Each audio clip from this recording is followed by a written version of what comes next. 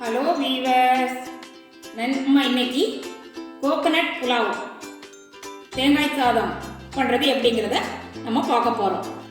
அதுக்கு நான் 1 cup cook பண்ண ரைஸ் எடுத்து வச்சுருக்கிறேன். 1/4 கப் அளவுக்கு தேங்காய் பூ எடுத்து வச்சுருக்கிறேன். நம்ம இதை என்ன பண்ணலாங்கிறத பார்ப்போம். ஒரு பேனில் 1 டேபிள் ஸ்பூன் ஆயில் சேர்த்துருக்கிறேன். 1/2 டீஸ்பூன் நெய் ஆட் பண்ணுறேன். இதில் கடலைப்பருப்பு, உளுத்தம்பருப்பு, கடுகு, வேர்க்கடலை, கேஷ்யூ. நம்ம இதை ஆயில் ஹீட் ஆகிடுச்சு. இப்போ இதை ஒன்றா சேர்க்க போகிறோம். இது கொஞ்சம் ஃப்ரை ஆன பிறகு இந்த கேஷ்யூ போடுவோம். இதில் இப்போ கேஷ்யூ ஆட் பண்ணுறேன்.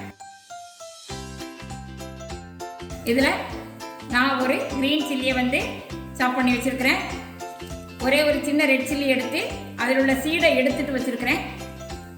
ஒரு 1/2 டீஸ்பூன் அளவுக்கு இஞ்சி துருவி வச்சுருக்கேன். கொஞ்சமாக கறி லீஃப் இதை இதில் ஆட் பண்ணுறேன்.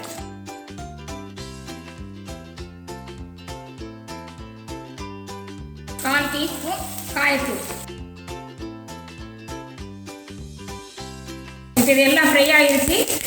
இந்த ஸ்டேஜில் தேங்காய் பூவை இதில் ஆட் பண்ணுறேன்.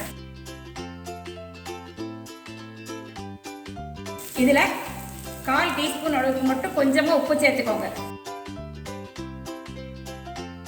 இதெல்லாம் சேர்த்து 1 நிமிஷம் நல்லா வதக்கிக்கிடுவோம். இப்போ இந்த தேங்காய் பூவும் 2 நிமிஷம் நம்ம நல்லா வதக்கியாச்சு. இப்போ குக் பண்ணி வச்சுருக்கிற ரைஸை இதில் சேர்ப்போம்.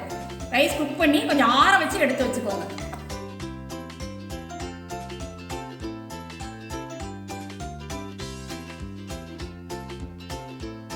நல்லா மிக்ஸ் பண்ணி 1 நிமிஷம் சிம்மில் வச்சு ஸ்டவ் ஆஃப் பண்ணிடலாம்.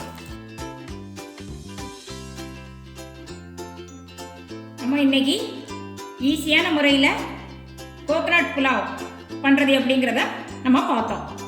நீங்களும் உங்கள் வீட்டில் செய்து பாருங்கள்.